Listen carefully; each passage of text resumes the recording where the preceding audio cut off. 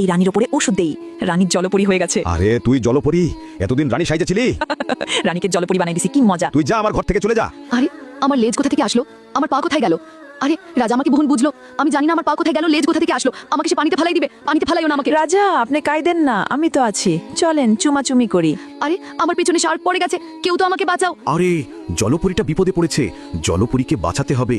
এই শার্ক যা এখান থেকে। এই তো জলপরীটাকে বাঁচিয়ে নিয়ে আসলাম। আরে তুমি আমাকে বাঁচাইছো, আই লাভ ইউ, আমি তোমাকে ভালোবাসি, বিয়ে করতে চাই। হ্যাঁ আমিও তোমাকে ভালোবাসি, আসো চুমা খাই। উম্মা উম্মা উম্মা। খাবার খাই, খিদা লাগছে। আমি এই রাজাকেও ভালোবাসি না, আমি ফুল রাজ্য যে ভালোবাসি, আমি রাজ্য চাই। আমি এই রাজাকে ওষুধটা খাওয়াই, রাজা ব্যাং হয়ে যাবে। শরবত খাই। আমি ব্যাং হয়ে গেলাম, বুঝছি।